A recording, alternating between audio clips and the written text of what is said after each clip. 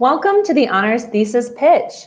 We are excited to hear tonight from 6 GSU students conducting research across diverse disciplines. I'm Jessie McCreary, and my co-host is Emily Bice, and together we run the Honors Thesis program. Honors Thesis is open to all GSU students across the university, so for students watching, this could be you next year. Represented tonight are a variety of disciplines: psychology, neuroscience, English, chemistry, applied linguistics, and Spanish, and philosophy, politics, and economics interdisciplinary degree. Tonight's event is a research competition where students conducting an honors thesis will pitch their research to you, a general audience, in 3 minutes or less. Their challenge is to convey the content and purpose of their work, what they discovered and why it matters, in this limited time frame. Their work is intricate and diverse, which makes the challenge of fitting this into 3 minutes especially tough. Students are allowed 1 static slide to accompany their pitch and are judged on comprehension, content, communication, and engagement. Our esteemed judges are watching live, and you'll also get to vote for your favorite via text for the People's Choice Award. At the end, when all the votes are in, we will announce first and second place winners, as well as the CASA-sponsored People's Choice Award.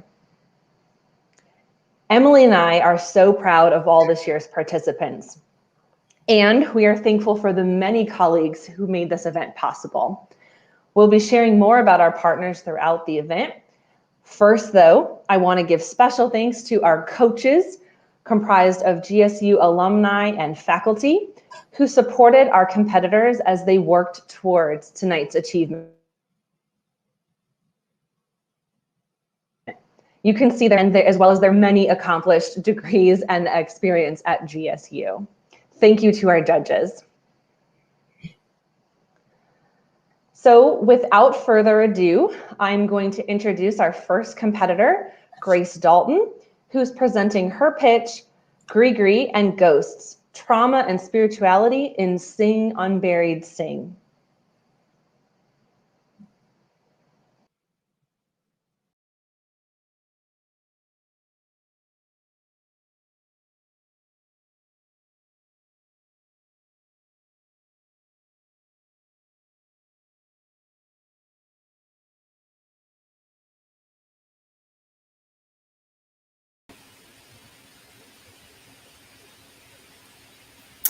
Consider how you respond to a difficult situation. Do you eat a pint of ice cream, take a nap, go for a run, shut down, keep going? This process of facing really hard things looks really different for all of us, but especially the characters in Jesmyn Ward's novel Sing Unburied Sing. The trauma they encounter goes far beyond a surface level inconvenience. Rather, their traumas are based in systemic racism and the memory of slavery.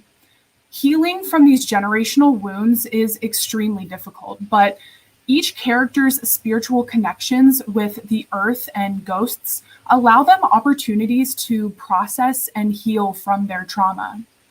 In the frequent absence of their daughter Leonie, grandparents Mam and Pop lead their grandchildren Jojo and Kayla in a life of appreciating and using the energies of earthly and ghostly realms. A prime example is Pop's gift to Jojo of a Gris-Gris bag, which is so named for the items it contains. This particular one has a white feather, an animal tooth, a river rock, and a note that says, "Keep this close." They believe the energies of these organic items work together to bring good fortune and safety to those who have it. But Jojo's approach to protection is really different. At just 13 years old, he has a supernatural ability to hear the inner thoughts of animals and people, but he later finds that he can hear and see ghosts. Through this, he connects with the ghosts of his family's past, including his lynched uncle and his grandfather's friend from prison. Using his connection with the spiritual world, Jojo facilitates closure for himself and his family as they gaze into their long history of slavery and systemic racism. He's even able to lift his family out of the deeply wounding memory of the Middle Passage. Now, Jojo will carry this ability to see and hear throughout his life, as he, a young Black man, will invariably face injustice at the hands of his own country. So even though Sing Unburied Sing is fictional, the events of the novel surrounding Black trauma, police violence, and drug addiction are not exaggerated for effect. Literature like this allows us to better empathize with others who are different from us. Rajini Shrikant says that it helps us to practice scenarios about our own capacity for understanding others' pain and for recognizing how our privilege contributes to their injury, whether that's material, political, or emotional. So Jesmyn Ward's novel, Sing Unburied Sing, provides an opportunity for readers to see how other people move through the world as they carry their traumas and work to resolve them. Thank you.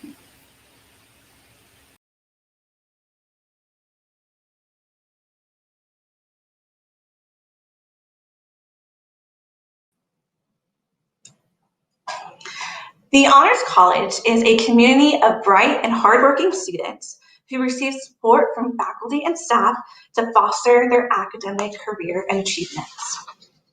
Our students at the Honors College have access to honor-specific advising, small classes taught by senior faculty, the London internship program, and a paid undergraduate research experience, and more. If you are excited, or if you know of a student who might be interested in joining the Honors College, the good news is that our current students are able to apply to the Honors College, and applications close on May 1st. So please make sure to check out our website at honors.gsu.edu to find more information about what we do at the Honors College and to apply. Now, I have the exciting experience to introduce a very active member in our Honors College.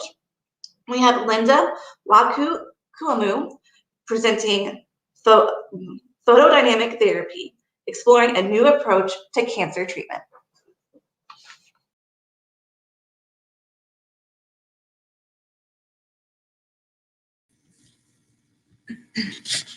Chemotherapy is one of the most used treatments for cancer. Although it is efficient, it attacks both cancerous and healthy cells, which leads to side effects such as anemia, infections, and bruising. In my research, we are exploring photodynamic therapy, or PDT, as an alternative treatment which focuses on killing the cancer cells only while leaving the healthy cells intact. This treatment requires the use of red light and is mainly used for the types of cancer involving skin cells. My research question is as follows. Is the dye or the compound named ESS24 a suitable candidate as a photosensitizing agent for PDT? Photosensitizing agents are drugs that make cells more sensitive to light. They are the main actors in photodynamic therapy because they are compounds that are activated by light. In PDT, once activated at the purple light wavelength, these light-sensitive drugs will undergo chemical reactions which will specifically target the cancerous cells. These drugs can come in many forms. Mine is a cyanine dye. A dye is a fluorescent compound that is commonly used for in vivo imaging. It will chemically bind to the substance to which it is applied. In our case, it will bind to the cancerous cells. Cyanine dyes work perfectly for photodynamic therapy because they absorb red light. In my lab, I work with 3 different parts: the dye, the DNA, and the red light laser. When I combine the dye with DNA and I place this mixture under a red light laser, the DNA gets cut. This is because the interaction between the dye and the light is so strong that the DNA breaks. In a clinical setting, a person with skin cancer would be injected with the light-sensitive drug. This drug would then be taken up by the cancerous cells only, and when red light is emitted upon the cells, they will undergo cell death. Think of it as you and your best friend. The red light and the dye are best friends. Their bond is so strong that it can overcome any obstacles together. The DNA or the cancer cells are the obstacles that they're overcoming. My findings demonstrate that after being activated by red light, the ESS24 compound binds to DNA, and it is easily taken up by cancer cells, which means that ESS24 meets the requirements to work as a light-sensitive agent for PDT. My work is a small contribution to a larger body of research.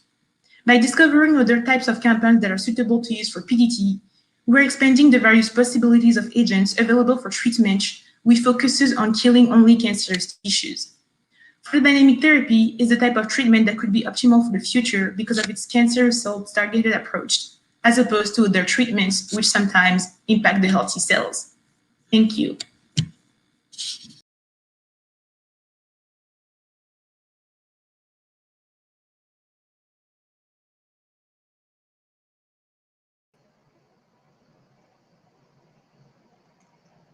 Me again. So our next sponsor that I want to share a little bit more information with you all tonight is CASA. CASA is the Center for Advancement of Students and Alumni.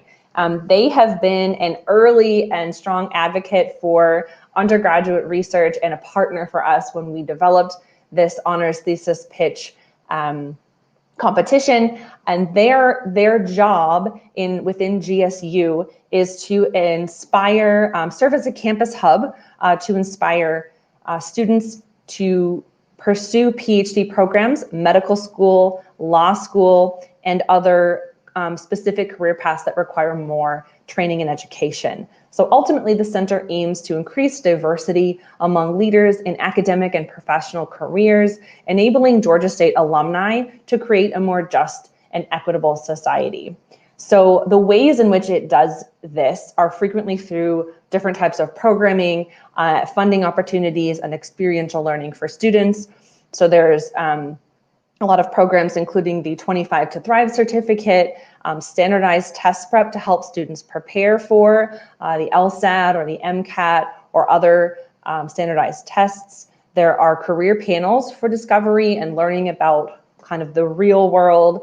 They also offer a large program of one-on-one consultation and mentoring with current graduate students at GSU to mentor up-and-coming students interested in pursuing those advanced degrees.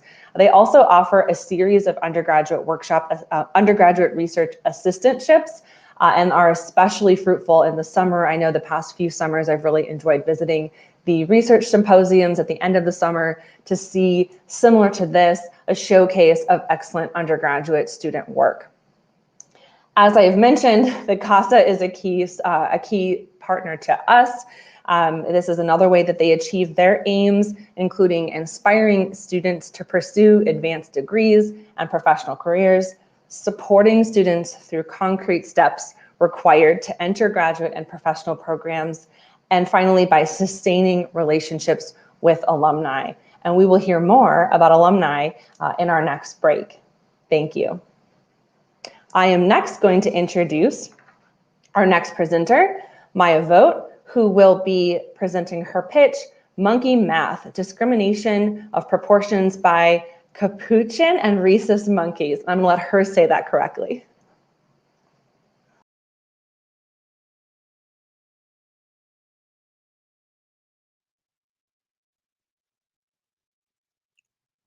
Monkeys are smarter than we often give them credit for.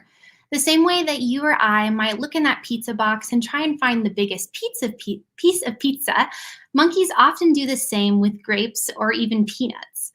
This ability to choose the larger quantity is a relative judgment. The question I ask in my project is, would monkeys take 2/8 or 1/2 of that pizza? This is a judgment of relative proportions because it relies on how much of one thing exists relative to how much of another. This is a more sophisticated form of quantitative cognition that is relatively unstudied in other species of animals. My thesis focuses on the ability of capuchin and macaque monkeys to distinguish the relative proportions of stimulus sets that we present to them. In these trials, monkeys are shown two matrices of varying numbers of black and yellow dots, and they're rewarded when they choose the stimulus that has the larger proportion of black to yellow. I found in my research that monkeys can determine proportions because they performed better than chance in all of our trial types. In these, they could not simply rely on a rule of thumb like counting the largest number of black dots or the least number of yellow dots in each box. I found that monkeys' performance was linked to how similar the proportions presented to them were to each other, which follows Weber's law. This means that they are pretty good at proportions, but they are not capable of truly representing fractions. So you don't have to worry about being outsmarted by a monkey just yet. This research will help us inform the public about how and when we acquire certain mathematical skills, and we can use the information we find to help us develop better ways of teaching children math and measuring their progress. So the next time you grab a slice of pizza, I hope you think of monkeys doing math. Thanks, everyone.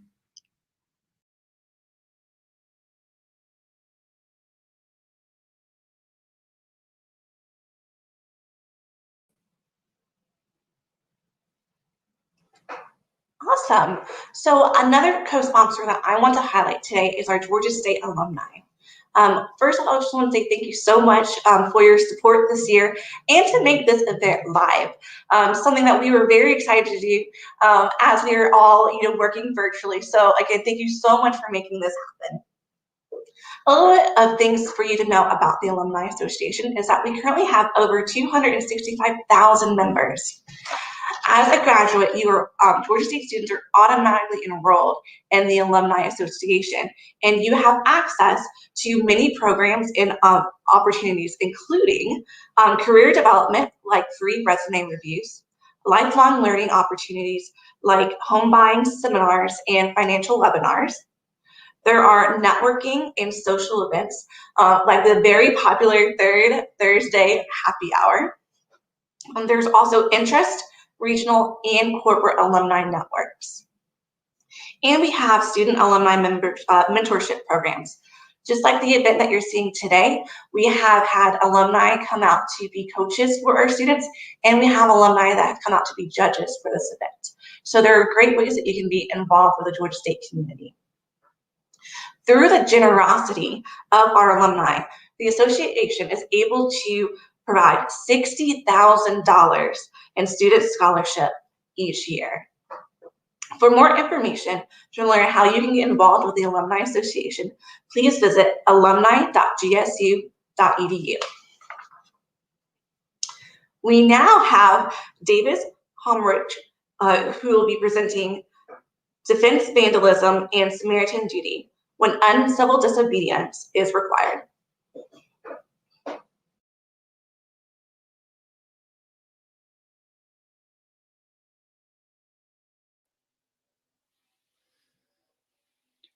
I want you to imagine that you're taking a walk next to a shallow pond. When you look out across the water and notice, in a bizarre situation, that there a few feet in front of you is a drowning baby. Now, many of us in this situation would instinctually wade into the pond to save this baby.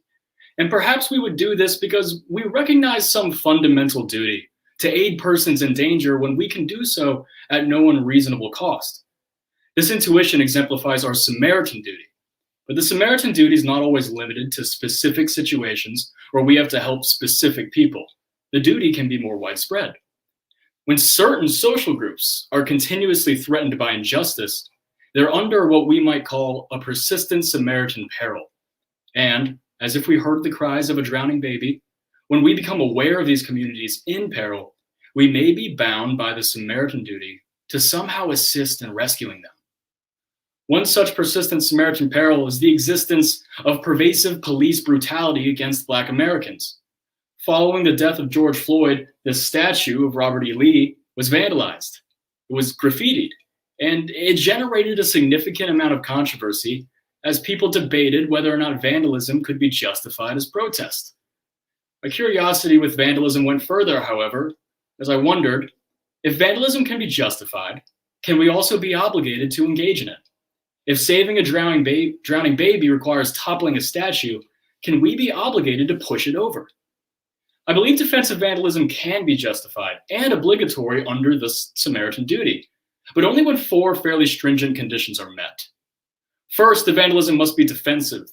It has to be intended to rescue a community from harm. Second, it must be successful, and that the vandalism must be expected to work in contributing to rescue. It must also be proportional, meaning that the vandalism cannot cause any unreasonable harm to any innocent parties. And finally, the vandalism must be necessary. The preferred avenues of political change, such as voting or maybe civil disobedience, must be ineffective, and vandalism must be the only successful means available. Now, this is not a call to arms. I'm not arguing that we ought to go out and spray paint a bunch of memorials. Instead, my research looks forward and gives criteria by which we may measure the situation in the future. I answer the questions asking, what would it take for certain individuals to have an obligation for defensive vandalism? And what would that vandalism need to look like to stay justified? I outline the conditions of defense, success, proportionality, and necessity. I paint a picture of how they might obtain, and I discuss how different types of people are to ethically respond to injustice when these conditions are met. Thank you.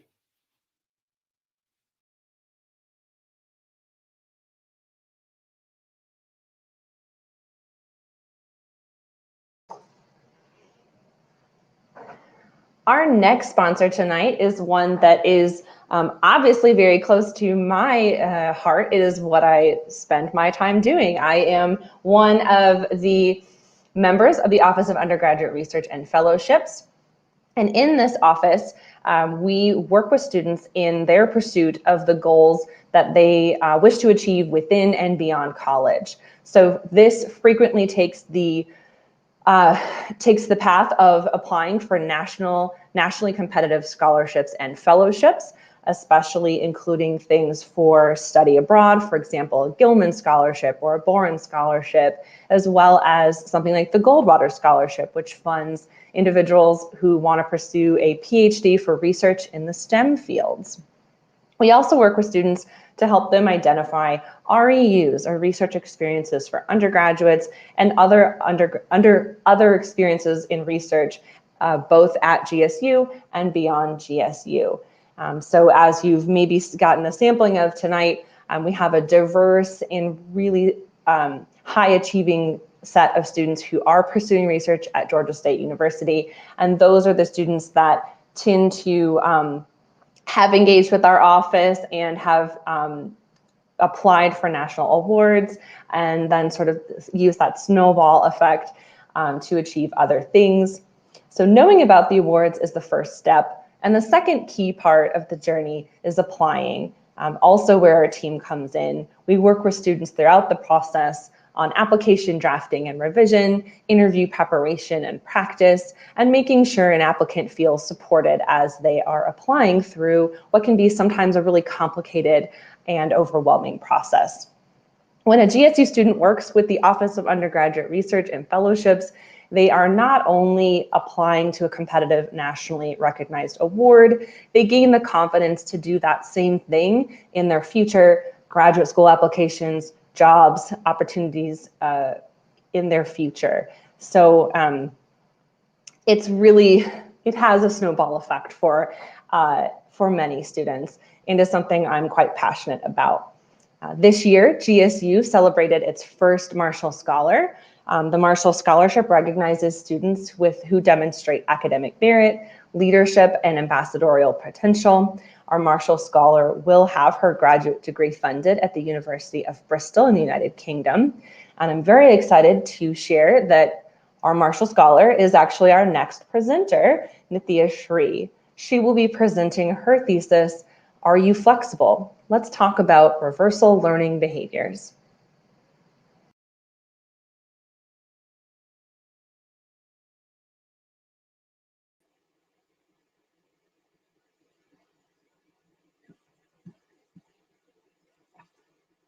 Imagine yourself driving to work in the morning in that shiny blue car, and an escaped cow is blocking traffic. At this point, you're running late to work, and you quickly decide to take a U-turn and find an alternative route to reach your destination. In this scenario, you're using an executive function known as cognitive flexibility or mental flexibility. And this concept not only applies for spatial navigation, as in this case, but also for decision making. Unfortunately, cognitive flexibility is decreased with aging, as well as several disorders such as dementia, autism, schizophrenia, Parkinson's disease, just to name a few.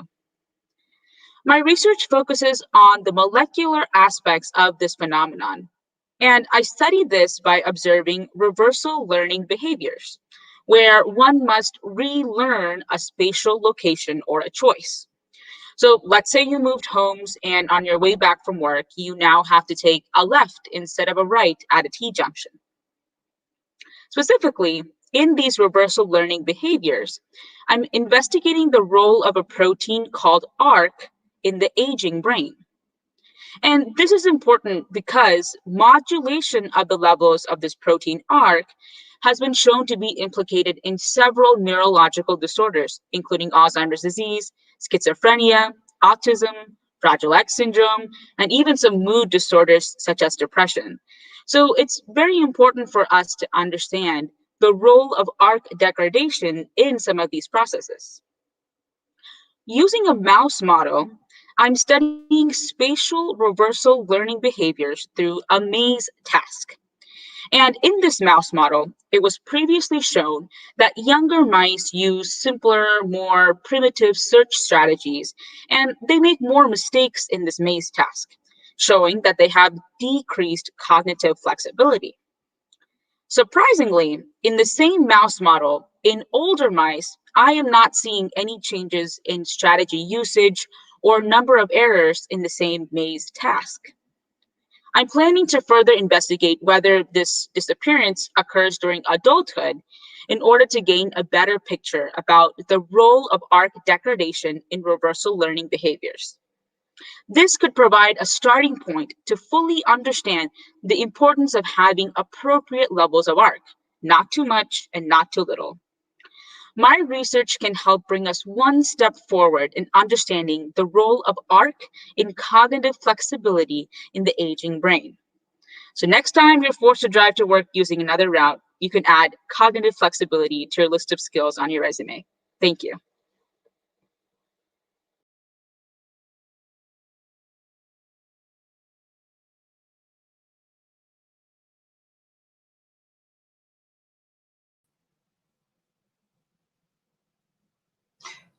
So I figured since I have y'all here, I get to also talk about what I do every day as the undergraduate research program coordinator at the Honors College. So a couple of areas that we are able to support our students in research here is first the University Citizenship Program. The UAP is a paid opportunity for our honor students where they're able to engage in either professional or research opportunities. So these are great experiences that our students are able to get hands-on experiential learning. And what's really exciting about this is it's not just a volunteer position. They actually get paid. So it's a really great opportunity for them to start, networking with professors, getting a little bit of funding, but also just, in growing their research and professional career. And so we're just so excited that we have that opportunity to provide to our Honors College students. Another opportunity here within the Honors College is our Research Skills Workshop. This is a space for students who are interested in conducting research, but maybe are unsure of what that first step is.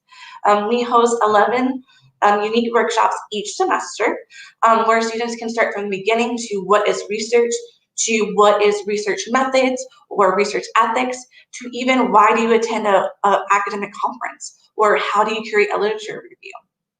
And as students attend these workshops, if they attend a certain amount, they are actually able to earn a certificate of completion. And this allows our students to be able to go in confidence to professors to say, I would like to research in your lab, and here I have actually done some groundwork before coming to your office, before coming to your lab. We are thankful for our many campus partners and faculty members who help us present during these workshops, and it would not be anything without them, so thank you to that. And then last but not least, we also work the Honors Thesis Program. So I am honored to get to work with just a fraction of these. You're seeing 6 students today, but this is a fraction of the brilliant minds that we work with every day. The Honors Thesis Program is an opportunity that's actually open to all GSU students, not just Honors College students.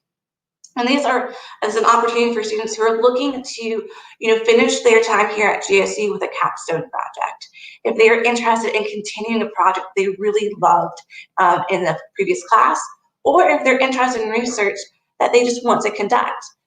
You'll see during our tabulation time, where our thesis students have gone since graduating, many of which have taken what they've written in their undergraduate thesis into graduate school and into their master's program. If you're looking to support any of these opportunities, please let me know. We are always happy to be able to find ways to be able to engage our students in research and professional opportunities. Now, our last presentation tonight will be by Latimer, and her pitch is titled, "Who You Callin' Respectable?"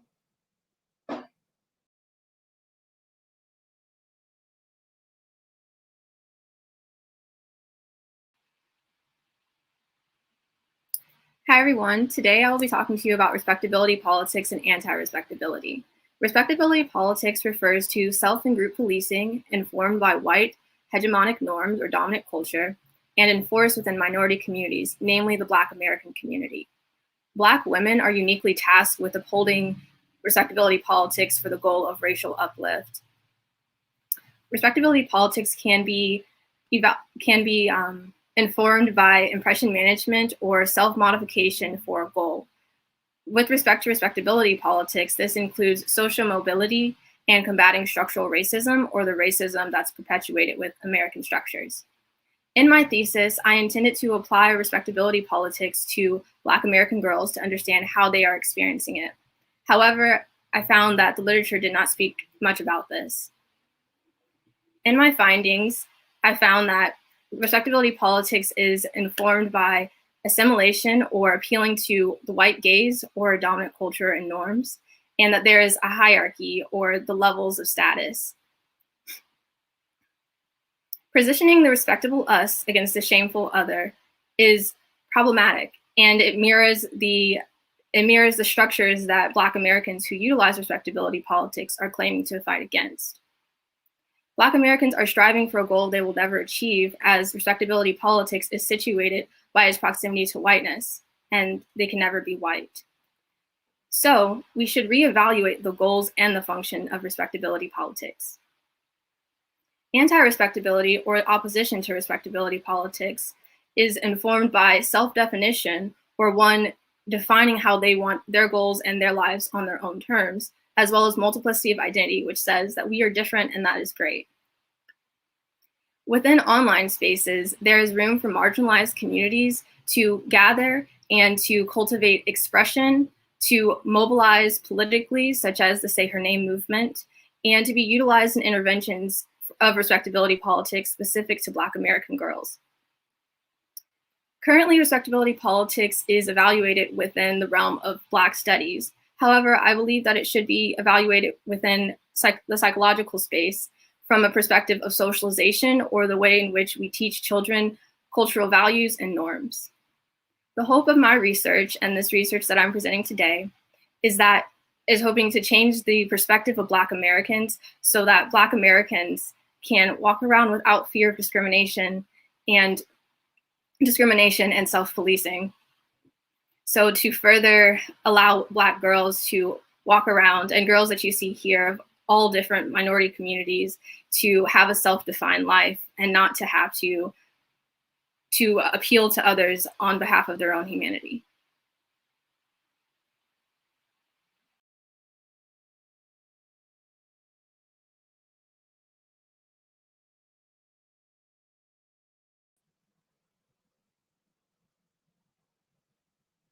Oh my gosh, aren't these students like the most brilliant? I tell you, one of my favorite parts of my job is that I get to interact with these students, and I can't imagine where they're going to go from here.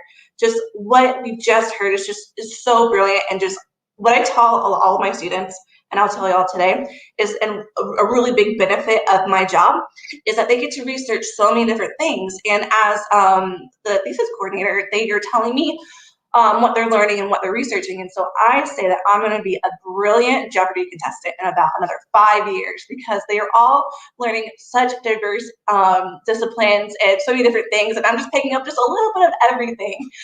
So again, congratulations to all of our presenters. I know they are all taking a big sigh of relief. Currently, our judges are finishing their tabulations. They are putting in their scores. And now it's time for you, my audience members, to have your voice counted. We want you to cast your vote for who you think is the People's Choice Award. What you'll see is our phone number that you will text to. So that's 570-316-6821. When you text, you will put in capital letters H and C, and then you'll just put the number. So you would text HC1 for Grace Dalton, HC2 for Lynda, HC3 for Myah, HC4 for Davis, HC5 for Nitheyaa, and HC6 for Asia.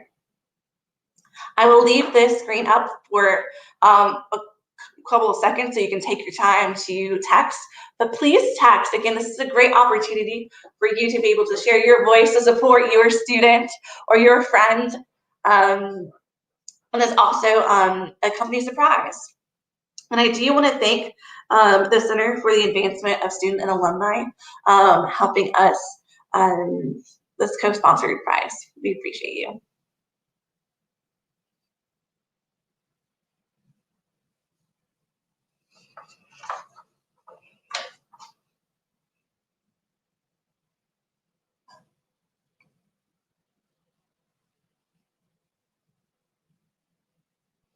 All right, so don't worry, that screen will come back as well. So if you didn't text quite yet, we still got you.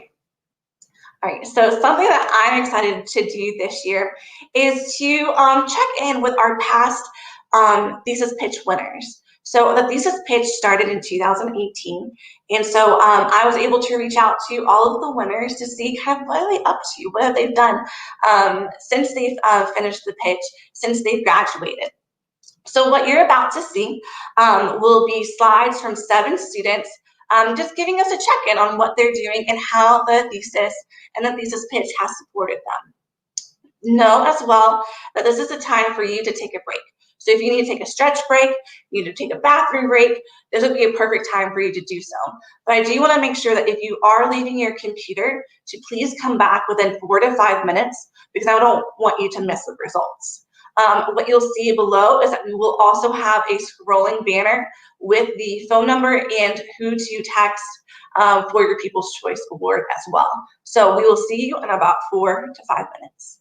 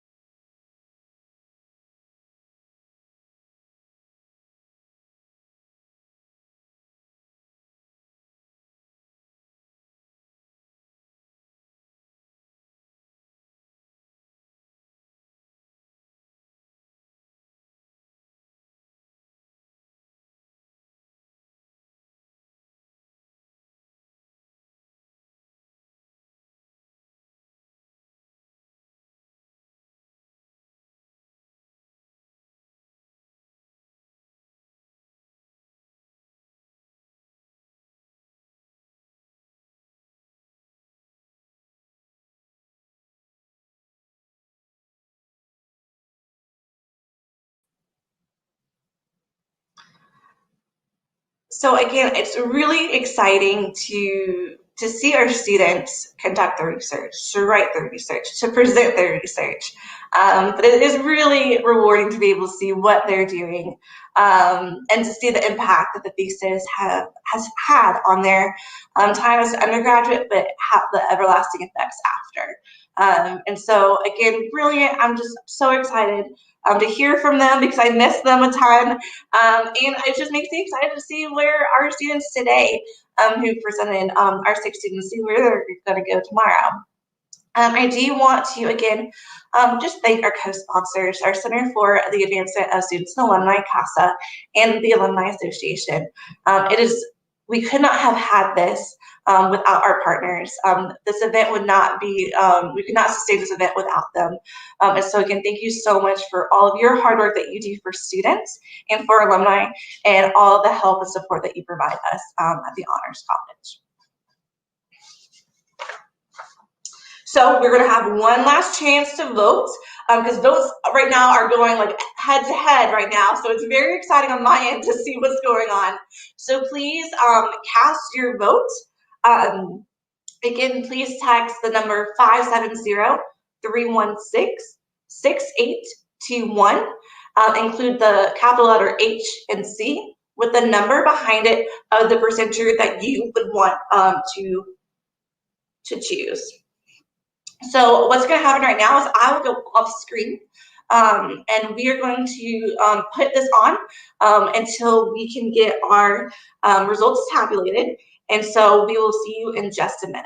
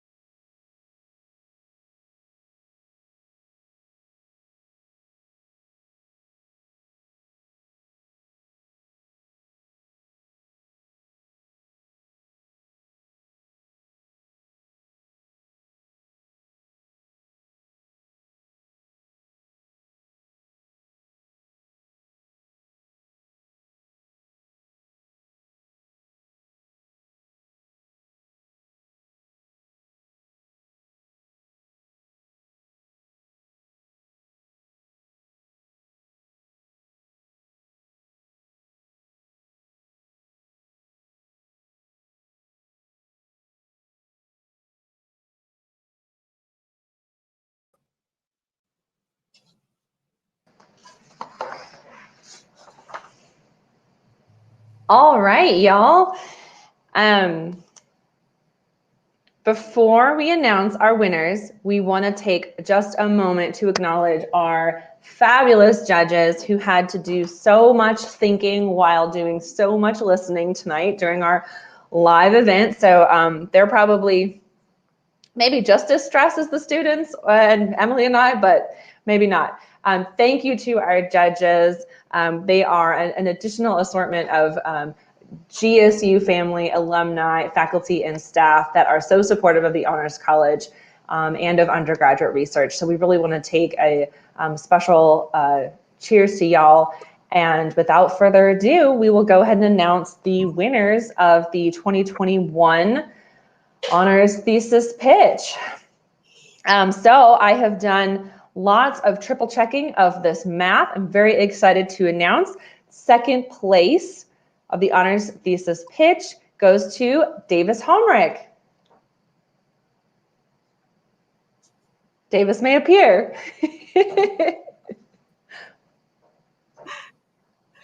Oh, congratulations. Hi. Thank you, everybody.